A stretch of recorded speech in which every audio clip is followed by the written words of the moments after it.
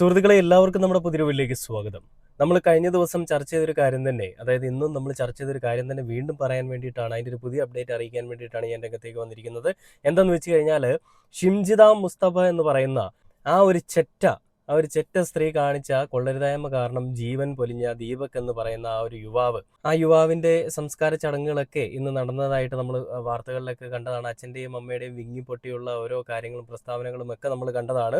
പിന്നീട് അതിനുശേഷം ഇന്ന് പോലീസുകാരെല്ലാം കൂടി ആ വീട്ടിലേക്ക് ചെല്ലുന്നു, മൊഴിയെടുപ്പ് നടത്തുന്നു. ആ മൊഴിയെടുപ്പ് നടത്തുന്ന സമയത്ത് ആ ദീപകിൻ്റെ അച്ഛനും അമ്മയൊക്കെ പറയുന്നുണ്ട്, എൻ്റെ മകൻ കടുത്ത മാനസിക സംഘർഷത്തിലായിരുന്നു, അവന് ഒരുപാട് വിഷമമുണ്ടായി, അവൻ ഒരു പെൺകുട്ടികളുടെ അടുത്ത് മോശമായിട്ട് നാളിതുവരെ പെരുമാറിയിട്ടില്ലാത്ത ഒരാളാണ്, അവനെതിരെ ഈ പെൺകുട്ടി ഇങ്ങനെ ചെയ്തത് കടുത്ത മാനസിക സംഘർഷം എൻ്റെ മകനുണ്ടാക്കി.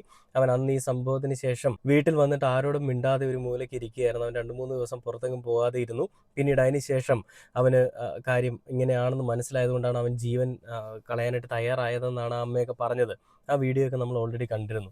അപ്പോൾ അങ്ങനെ ആ അച്ഛൻ്റെയും അമ്മയുടെയും വിതുമ്പലും ആ അമ്മയുടെയും അച്ഛൻ്റെയും വിഷമവും എല്ലാം നമ്മൾ കണ്ട് ഇന്ന് റിപ്പോർട്ടർ ചാനലിൽ പോസ്റ്റ് ചെയ്തിരിക്കുന്ന വീഡിയോ നമ്മൾ കണ്ടു. അതായത് ആ സ്ത്രീക്ക് വേണ്ടി അനുകൂല നിലപാടുമായിട്ട് രംഗത്തേക്ക് വന്ന അവതാരികയുടെ അപരാധം പിടിച്ച സംസാരമൊക്കെ നമ്മൾ കണ്ടു, നമ്മൾ ഓൾറെഡി ചർച്ച ചെയ്തു.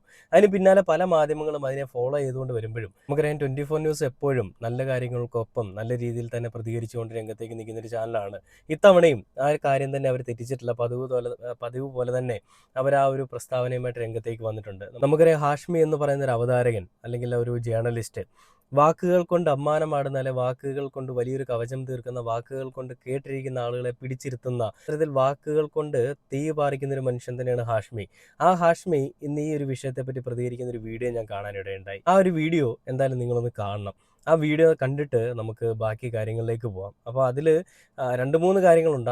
ഒന്ന് ആ പെൺകുട്ടിയെ സപ്പോർട്ട് ചെയ്യുന്ന ഒരു കൂട്ടം ആളുകൾ, 2 ആ പെൺകുട്ടിക്കെതിരെ സംസാരിച്ചുകൊണ്ട് ഭാഗ്യലക്ഷ്മി രംഗത്തേക്ക് വന്നിട്ടുണ്ട്. അതും ഞാൻ എന്തായാലും നിങ്ങളെ കാണിക്കുന്നുണ്ട്. അപ്പോൾ നമുക്ക് ആദ്യം ഹാഷ്മിക്ക് എന്താണ് ഇതിനെപ്പറ്റി പറയാനുള്ളതെന്ന് കേട്ടു നോക്കാം.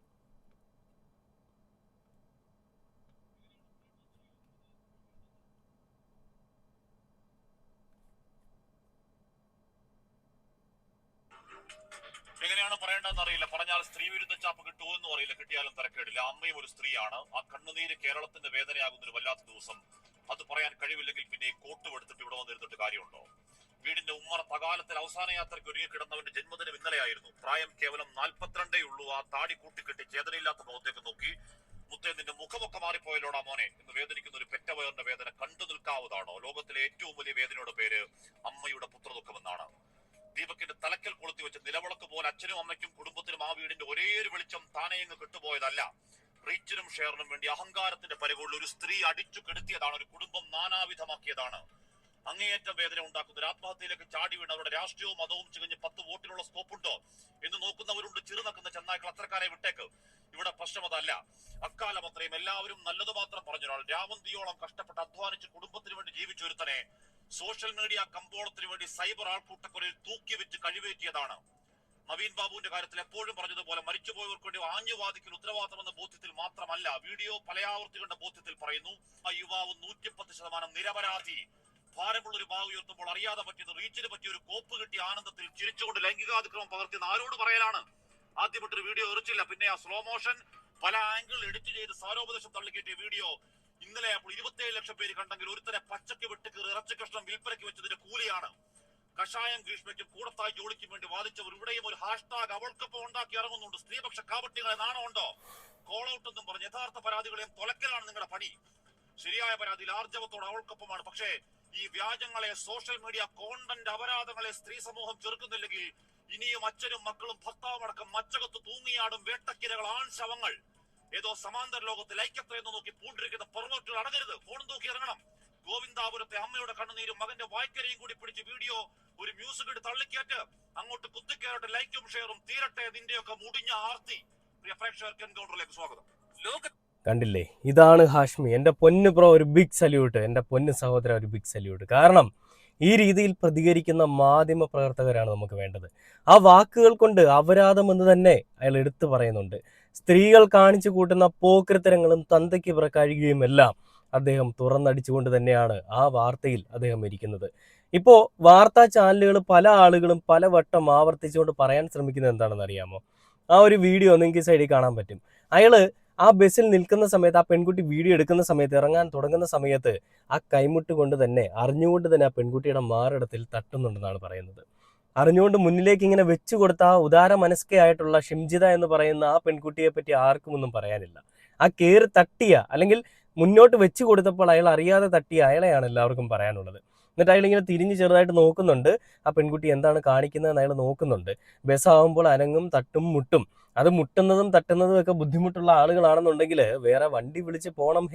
അല്ലാതെ ആ ബസ്സിൽ കയറി പോകുന്ന സമയത്ത് എൻ്റെ ദേഹത്ത് മുട്ടി, എൻ്റെ കയ്യിൽ നുള്ളി എന്നൊക്കെ പറഞ്ഞുകൊണ്ട് പരാതി കൊടുക്കാനാണെന്നുണ്ടെങ്കിൽ അതൊരു പബ്ലിക് ട്രാൻസ്പോർട്ടാണ് എന്നാണ് അതിനെ എല്ലാവരും വിളിക്കുന്നത്, അല്ലേ? ബസ്സിനെയൊക്കെ നമ്മൾ വിളിക്കുന്നത് എന്താണ്? പൊതുഗതാഗത സംവിധാനം എന്നാണ് നമ്മളെല്ലാവരും വിളിക്കുക, അല്ലെ? പൊതുഗതാഗതത്തിന് വേണ്ടിയിട്ട് ഉപയോഗിക്കുന്ന വാഹനം. അങ്ങനെ പൊതുഗതാഗതത്തിന് വേണ്ടിയിട്ട് ഉപയോഗിക്കുന്ന ഒരു വാഹനമാകുമ്പോൾ അതിൽ തട്ടിയെന്നും മുട്ടിയെന്നും ഒക്കെ ഇരിക്കും. അതിനെയൊക്കെ മറ്റേ അർത്ഥം കൊണ്ട്, എനിക്കിത് പറയുമ്പോൾ സുരേഷ് കൃഷ്ണയുടെ ഡയലോഗാണ് ഓർമ്മ വരുന്നത്. ഒരു സ്കൂളാകുമ്പോൾ തട്ടിയും മുട്ടിയെന്നൊക്കെ ഇരിക്കും, അല്ലെങ്കിൽ അടിച്ച് പിടിച്ചെന്നൊക്കെ ഇരിക്കും എന്നൊക്കെ പറയുന്നത് പോലെ ഒരു ബസ്സാകുമ്പോൾ തട്ടിയും മുട്ടിയെന്നൊക്കെ ഇരിക്കും. അതിനെ മറ്റേ അർത്ഥത്തിൽ കൊണ്ടുവരുന്ന ഇവളുടെയൊക്കെ ചേതോ വികാരം എന്താണെന്ന് നിങ്ങൾ മനസ്സിലാക്കണം. ഇവളുടെ അച്ഛനെയും അമ്മയും പറഞ്ഞാൽ മതി, അല്ല ചാട്ടവാറിനടിക്കണം ഈ രണ്ടെണ്ണത്തിനെയും. ഇതുപോലൊരു സ്ഥാനത്തിന് ജന്മം കൊടുത്തേന്. ഇവക്ക് കെട്ടിയവനുണ്ടെന്നുണ്ടെങ്കിൽ നീ ആദ്യം പോയി ചാകേണ്ടിയിരിക്കുന്നു. കാരണം ഇവളുടെ മനസ്സിലിരിപ്പ് ഇതാണെന്നുള്ളത് നീ ആദ്യം മനസ്സിലാക്കുക. ഒരു സ്ട്രേഞ്ചർ തൻ്റെ ശരീരത്തിലേക്ക്, അല്ലെ തൻ്റെ ഒരു പ്രൈവറ്റ് പാർട്ടിലേക്ക് ഒന്ന് സ്പർശിക്കാൻ വരുമ്പോൾ ഒരു ചെറിയ ലാഘവത്തോടു കൂടി, ഒരു വീഡിയോ കിട്ടിയ ലാഘവത്തോടു കൂടി, അല്ലെ ഒരു സന്തോഷത്തോടു കൂടി അതിനെ വരവേറ്റിട്ടുണ്ടെങ്കിൽ, അതിനെ ഏറ്റെടുത്തിട്ടുണ്ടെങ്കിൽ അത് അത്ര നല്ല വെടുപ്പുള്ളൊരു സ്ത്രീയല്ല. ഇപ്പം നിങ്ങളെല്ലാവരും ആഗ്രഹിച്ചിരിക്കുന്ന ഒരു വാർത്തയെ നിങ്ങളെ കാണിച്ചു തരാം. എല്ലാ ആളുകളും കണ്ണിമ ചിമ്മാതെ വാർത്താ ചാനലുകൾ കണ്ടുകൊണ്ടിരിക്കുന്ന ഒരു കാര്യം അതല്ലേ ഇത്? അതിങ്ങനെ തിരിഞ്ഞാൽ കാണുന്നത്, ഞാൻ വായിച്ചു കേൾപ്പിക്കാം. ദീപകിന്റെ മരണം, യുവതിക്കെതിരെ കേസെടുത്ത് പോലീസ്. മെഡിക്കൽ കോളേജ് പോലീസാണ് കേസെടുത്തിരിക്കുന്നത്. ഇതിൽ ഒരുപാട് കമന്റുകളുണ്ട്. ഇവിടെയും എനിക്ക് എടുത്ത് ചോദിക്കേണ്ട ചോദ്യം റിപ്പോർട്ട് ചാനലിനോടാണ്. നിന്റെയൊക്കെ അച്ഛൻ്റെയും അമ്മയുടെയും പെങ്ങടെ മോളാണോ ഈ ഷിംജിത എന്ന് പറയുന്നത്? കാരണം എല്ലാ മാധ്യമങ്ങളോടാണ്, പ്രത്യേകിച്ച് പക്ഷേ ഈ റിപ്പോർട്ട് ചാനലിനോടാണ്. കാരണം സ്വന്തം തന്തയും തള്ളയും ആണെന്നുള്ളൊരു വിചാരത്തിലാണ് ഇവന്മാർ പോസ്റ്റ് ചെയ്യുന്നത്. ഇതിലും ആ ഇരയാക്കപ്പെട്ട, അല്ലെങ്കിൽ ആ മരണത്തിന് ആ പെൺകുട്ടിയുടെ തോന്നിവാസം കാരണം മരിച്ച യുവാവിൻ്റെ ഫോട്ടോ വെച്ചിരിക്കുന്നത്. നല്ല ക്ലിയർ HD ദൃശ്യമൊക്കെ അവിടെ വെച്ചിട്ടുണ്ട്. ആ പെൺകുട്ടിയുടെ ഫോട്ടോ എവിടെ? പെൺകുട്ടിയല്ല, ആ തന്തയില്ലാത്ത അവളുടെ ഫോട്ടോ എവിടെ? അതിടാൻ എന്തേ നിനക്കൊന്നും ഇത്ര ഉറപ്പില്ല? ഇല്ലെങ്കിൽ പിന്നെ മാധ്യമധർമ്മം എന്ന് പറഞ്ഞിട്ട് നടക്കരുത്. തോന്നിവാസവും ഈ പോകൃത്തനവും കാണിച്ച അവളുടെ ഫോട്ടോ ഇടാതെ പിന്നെ എന്ത് തേങ്ങാക്കൊലയാണ് നിങ്ങൾ കാണിക്കുന്നത്? കഷ്ടമാണ് കേട്ടോ ഈ മാധ്യമധർമ്മം. മഞ്ഞപ്പത്രങ്ങൾ ഇതിനേക്കാൾ ഭേദമാണ്. ഈ ഒരു വിഷയത്തിൽ ഭാഗ്യലക്ഷ്മി രംഗത്തേക്ക് വന്നിട്ടുണ്ട്. ഭാഗ്യലക്ഷ്മി പറയുന്നത് ഇങ്ങനെയാണ്: ദീപകിന്റെ മരണം സ്വന്തം നിരപരാധിത്വം തെളിയിക്കാൻ ആ വ്യക്തിക്ക് ജീവൻ നൽകേണ്ടി വരുന്നു. നിശബ്ദമായി ഒരു ജീവൻ പോയി, പ്രതികരിച്ച് ഭാഗ്യലക്ഷ്മി. അതായത് നമുക്കറിയാം ഭാഗ്യലക്ഷ്മി എപ്പോഴും ഈ ഫെമിനാസികളുടെ ഒപ്പം, അല്ലെ തീവ്ര ഫെമിനിസ്റ്റ് ചിന്തയുള്ള ഒരാളാണെന്നുള്ളത്. പക്ഷേ ഈ ഒരു കാര്യത്തിൽ കൃത്യമായിട്ട് ഭാഗ്യലക്ഷ്മി പ്രതികരിച്ചിട്ടുണ്ട്. ദീപകിന്റെ മരണം അയാൾ മോശമായി പെരുമാറിയെന്ന് പെൺകുട്ടിക്ക് ഉറപ്പുണ്ടെങ്കിൽ വീഡിയോ എടുക്കാൻ കാണിച്ച ധൈര്യം അയാൾക്കെതിരെ ശക്തമായി പ്രതികരിക്കാനും കൂടി കാണിക്കണമായിരുന്നു എന്ന് പറഞ്ഞുകൊണ്ടാണ് ഭാഗ്യലക്ഷ്മി രംഗത്തേക്ക് വന്നിരിക്കുന്നത്. ഭാഗ്യലക്ഷ്മിക്ക് എന്താണ് പറയാനുള്ളതെന്നുള്ള വീഡിയോ ഞാനൊന്ന് കാണിച്ചു തരാം. സോഷ്യൽ മീഡിയ റീച്ച് കിട്ടാൻ വേണ്ടി ഇത് ശരിക്കും പറയുകയാണെങ്കിൽ സോഷ്യൽ മീഡിയ റീച്ച് കിട്ടാൻ വേണ്ടി കാട്ടിക്കൂട്ടിയ ഒരു മനോരോഗമായിട്ടാണ് എനിക്ക് തോന്നുന്നത്. യഥാർത്ഥത്തിൽ ഇത് അവരുടെ ഉദ്ദേശം വേറെയായിരുന്നു എന്നാണ് എനിക്ക് മനസ്സിലാക്കാൻ സാധിച്ചത്. കാരണം ആ പെൺകുട്ടിയുടെ പിന്നെ ഒരു ഭാവവും ഇല്ലാത്ത ഒരു വീഡിയോ, എന്തെങ്കിലും ഒരു ഭാവം വേണം. ഒരാൾ നമ്മുടെ ശരീരത്തിൽ മുട്ടുന്നു, ഉരുമുന്നു, അല്ലെ നമ്മുടെ സമ്മതമില്ലാതെ നമ്മുടെ ശരീരത്തിന്റെ പല ഭാഗങ്ങളിലും അയാളുടെ ശരീരം തട്ടുമ്പോൾ സ്വാഭാവികമായിട്ടും നമ്മുടെ ഫേസിൽ ഇറിറ്റേഷൻ വരാം. ഞാൻ അത്ര അങ്ങോട്ട് സോഷ്യൽ മീഡിയയിൽ എപ്പോഴും കയറുകയും കാണുകയും ചെയ്യുന്ന ഒരാളാണ്. വളരെ വ്യക്തമായിട്ടുള്ള കാര്യം തന്നെയാണ് ഭാഗ്യലക്ഷ്മി മേഡം അവിടെ പറഞ്ഞിരിക്കുന്നത്. ഇവരെ റെസ്പെക്റ്റോട് കൂടി തന്നെ ഞാൻ ഭാഗ്യലക്ഷ്മി മേഡം എന്ന് വിളിക്കുകയാണ്. കാരണം ഈ രീതിയിലുള്ള പ്രതികരണങ്ങളാണ് വേണ്ടത്. ഇത് ഒരുപാട് സ്ത്രീകൾ പ്രതികരിച്ചിട്ടുണ്ട്. ഞാൻ ഈ ഒരു വീഡിയോ മാത്രമേ നിങ്ങളെ കാണിക്കുന്നുള്ളൂ, കാരണം ഒരുപാട് വലിച്ചു നീട്ടേണ്ട ആവശ്യമില്ല. നമ്മൾ ചെറിയ രീതിയിൽ തന്നെ പറഞ്ഞ് തീർക്കുകയാണ്. ഈ ഒരു കാര്യത്തിന് പിന്നാലെ ഭാഗ്യലക്ഷ്മി മേഡത്തിൻ്റെ പ്രതികരണം നമ്മൾ കണ്ടു. ആ ശൂർപ്പണകയ്ക്ക്, അല്ലെങ്കിൽ താടകയ്ക്ക് ഇതോടുകൂടി കൊലക്കയറും അറസ്റ്റും ഉണ്ടാവാൻ പോവുകയാണെന്ന് ഞാൻ പറയുകയാണ്. നമ്മുടെ നാട്ടിലെ നിയമ സംവിധാന വ്യവസ്ഥയും ഒക്കെ നല്ല രീതിയിൽ പ്രവർത്തിക്കുന്നുണ്ടെങ്കിൽ, ഈ സ്ത്രീകൾക്കൊരു വലിയ സംവരണം കൊടുത്തുകൊണ്ട് സ്ത്രീകളെ വലിയ മറ്റതാണെന്ന് പറഞ്ഞുകൊണ്ട് വെക്കുന്നില്ല എന്നുണ്ടെങ്കിൽ, അങ്ങനെ വെക്കുന്നുണ്ട്, അത് വേണ്ടുന്ന കാര്യങ്ങളിൽ ആവശ്യമായിട്ടുള്ള കാര്യങ്ങൾ വെച്ചോട്ടെ, കുഴപ്പമില്ല. പക്ഷേ ഇങ്ങനത്തെ ചെറ്റത്തരം കാണിച്ച തന്തയില്ലാത്തവളുമാരെ പിടിച്ചകത്തിടാൻ ആ ഒരു നിയമ സംവിധാന വ്യവസ്ഥ പൊളിച്ചെഴുതണം. ഇവളിപ്പോൾ നാട് വിട്ടിട്ടുണ്ടാവും. എങ്ങനെയാണെങ്കിലും എന്ത് തന്നെയാണെങ്കിലും UDF നല്ല സപ്പോർട്ടും കാണും കേട്ടോ. എന്ത് തന്നെയാണെങ്കിലും, എന്ത് തോന്നിവാസമാണെന്നുണ്ടെങ്കിലും, എന്ത് പിറപ്പേടാണെന്നുണ്ടെങ്കിലും ഇവിടെ എവിടെ പോയാണെങ്കിലും തൂക്കണം. നാളെ ആ ഒരു വാർത്ത കണ്ടുകൊണ്ട് നമ്മുടെ കേരളം ഉണരട്ടെ. നമ്മുടെ കേരളത്തിലെ ജനങ്ങൾ എല്ലാവരും കാത്തിരിക്കുകയാണ്. ആ അമ്മയുടെയും അച്ഛൻ്റെ കണ്ണുനീരിന് ഒരു പ്രതിഫലം, അല്ലെങ്കിൽ ആ അമ്മയുടെയും അച്ഛൻ്റെ കണ്ണുനീരിന് ഒരു മറുപടി നൽകാനായിട്ട് ഈ നായിൻ്റെ മോളെ അറസ്റ്റ് ചെയ്ത് കൊലക്കയർ കൊടുക്കണമെന്ന് പറഞ്ഞുകൊണ്ട് ഈ ഒരു വീഡിയോ അവസാനിക്കുകയാണ്.